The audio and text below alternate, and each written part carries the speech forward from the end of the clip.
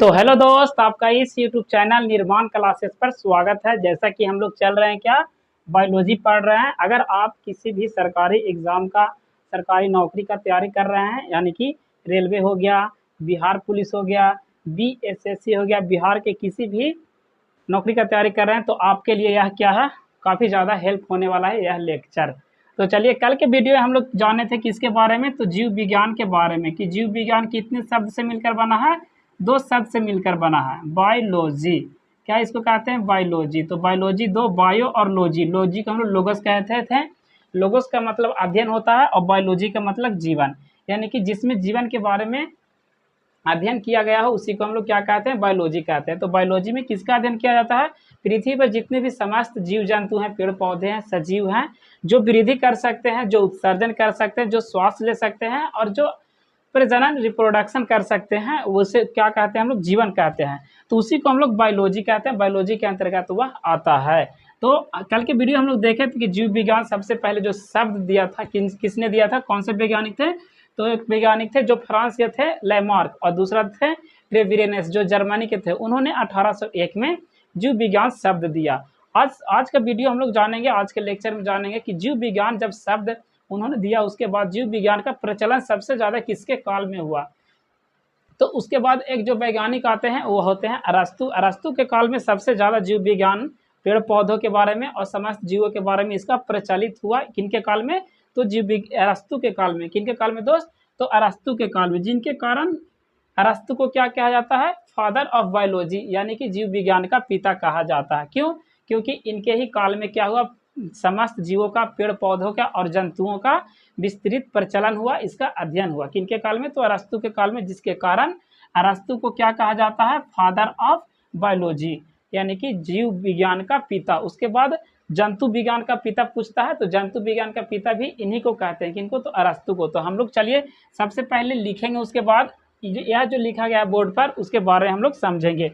और पिछले वीडियो हम लोग यह भी जाने थे कि जीव विज्ञान के कुछ शाखाएं के बारे में जाने थे कि किसमें किसका अध्ययन किया जाता है, तो वह हम लोग पिछले वीडियो में देख लिए थे। आज का लेक्चर हम लोग जानेंगे। तो लिखेंगे, पहला पॉइंट क्या लिखेंगे दोस्त, कि जीव विज्ञान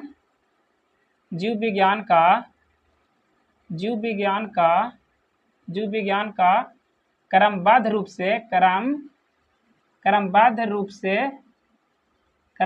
से ज्ञान किनके काल में हुआ, ज्ञान का प्रचलन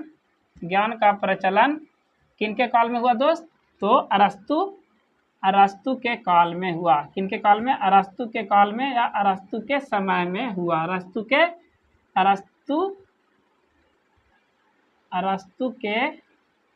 काल में हुआ। इनके ही काल में सबसे पहले पेड़ पौधे और जंतुओं के बारे में, उसके विशेष लक्षण को और उसके अध्ययन को किया गया, तो जिसके कारण इन्हें क्या कहा जाता है, तो जीव विज्ञान का पिता कहा जाता है। तो लिख लेंगे क्या दोस्त, दूसरा पॉइंट क्या लिखेंगे कि जीव विज्ञान का यानी कि बायोलॉजी का, जीव विज्ञान का पिता क्या लिखेंगे, फादर ऑफ क्या, तो बायोलॉजी, फादर ऑफ बायोलॉजी किसे कहते हैं, तो फादर ऑफ बायोलॉजी अरस्तु को कहते हैं। किसको दोस्त, तो अरस्तु को। उसके बाद अगर आपसे पूछता है कि फादर ऑफ जूलॉजी, यानी कि जंतु विज्ञान का पिता, तो लिखें क्या, कि जंतु विज्ञान का पिता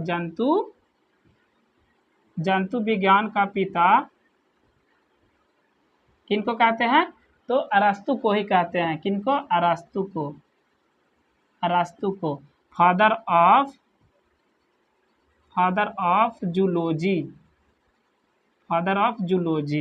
तो यह जान गए कि इनका जो जीव विज्ञान का प्रचलन हुआ, विस्तार हुआ, किनके काल में, तो अरस्तु के काल में इसका विस्तार हुआ। तो यह 3 पॉइंट आप लिख लीजिएगा। उसके बाद हम लोग जो बोर्ड पर लिखा गया क्या, जीव विज्ञान के प्रमुख नियमों सिद्धांतों का वर्गीकरण, उसके बारे में समझेंगे। यानी कि कौन से व्यक्ति जो थे, कौन से वैज्ञानिक जो थे, या जो सिद्धांत दिए या जो नियम दिए, उसके बारे में हम लोग जानेंगे। तो इसको आप उतार लीजिए। चलिए, आशा करता हूँ कि आप सभी उतार लिए होंगे। हम लोग आगे की ओर चलते हैं।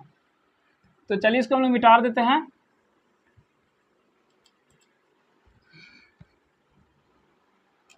तो दिया गया है पहला क्या है दोस्त, पहला है आनुवंशिकता का पिता। तो आनुवंशिकता का पिता किसे कहा जाता है, ग्रेगर जॉन मेंडल को। किनको, Gregor John Mendel. Gregor John Mendel को क्या कहा जाता है, आनुवंशिकता का पिता कहा जाता है। इन्होंने प्रयोग किया था आनुवंशिकता को किस पर, किस पौधे पर, किस पेड़ पौधे पर, तो मटर के पौधे पर। किस पर दोस्त, मटर के पौधे पर आनुवंशिकता का खोज किया था। जीव सिद्धांत, जीव सिद्धांत किसने दिया दोस्त, तो जीव सिद्धांत थे D.H. मॉर्गन। क्या दे, किसने दिया, D.H. मॉर्गन ने क्या दिए, जीव सिद्धांत दिए। यानी कि जीव सिद्धांत किसने दिया, D.H. मॉर्गन ने। उसके बाद क्या है आपका उत्परिवर्तन सिद्धांत। तो उत्परिवर्तन सिद्धांत किसने दिया, हाग्रो डी ब्रिज। एक वैज्ञानिक है, कौन, हाग्रो डी ब्रिज। उन्होंने क्या दिए, तो उत्परिवर्तन का सिद्धांत दिए। हाग्रो डी ब्रिज, हाग्रो डी ब्रिज। उसके बाद कोशिका सिद्धांत, कोशिका सिद्धांत किसने दिया दोस्त, तो कोशिका सिद्धांत दिया स्लाइडेन एंड स्वान ने। स्लाइडेन और स्वान ने कोशिका सिद्धांत को दिया। उसके बाद क्या है, उसके बाद जीव द्रव्य सिद्धांत। जीव द्रव्य सिद्धांत किसने दिया, तो हर्टविग। किसने, हर्टविग ने। तो हर्टविग ने क्या दिए, जीव द्रव्य सिद्धांत दिए। नेक्स्ट क्या है, उपार्जित लक्षणों का वंशागति का नियम। उपार्जित लक्षणों का वंशागति का नियम किसने दिया दोस्त, तो उपार्जित लक्षणों का वंशागति का नियम किसने दिया, तो लैमार्क ने ही दिए। कौन दिए, लैमार्क ने। तो यहाँ पे क्या लिख देंगे, लैमार्क। उपार्जित लक्षणों के वंशागति का नियम लैमार्क ने दिया। प्राकृतिक वर्ण का सिद्धांत। नेक्स्ट क्या है आपका, नेक्स्ट है प्राकृतिक वर्ण का सिद्धांत। तो प्राकृतिक वर्ण का सिद्धांत किसने दिया, तो इसने दिया डार्विन ने। किसने, डार्विन ने प्राकृतिक वर्ण का सिद्धांत दिया।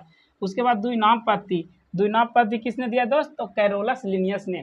कैरोलस लिनियस के बारे में हम लोग आगे की ओर चलेंगे। इनका एक पुस्तक था क्या, तो इनका एक पुस्तक है सिस्टेमा नेचुरी में इन्होंने जो अपने जो बांटा है इसको, पादप को, वनस्पति को, जीवधारियों के वर्गीकरण किया, उसके बारे में चर्चा है। तो इसके बारे में हम लोग आगे की ओर चलेंगे।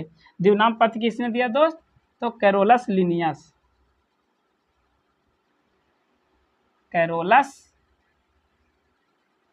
ने। उसके बाद डीएनए का द्विकुंडल मॉडल। डीएनए का द्विकुंडल मॉडल किसने दिया, तो इन्होंने दिया कौन, तो वाटसन एंड क्रिक। किसने दोस्त, वाटसन एंड क्रिक ने क्या दिया, तो डीएनए का द्विकुंडलित या द्विकुंडल मॉडल को प्रस्तावित किया।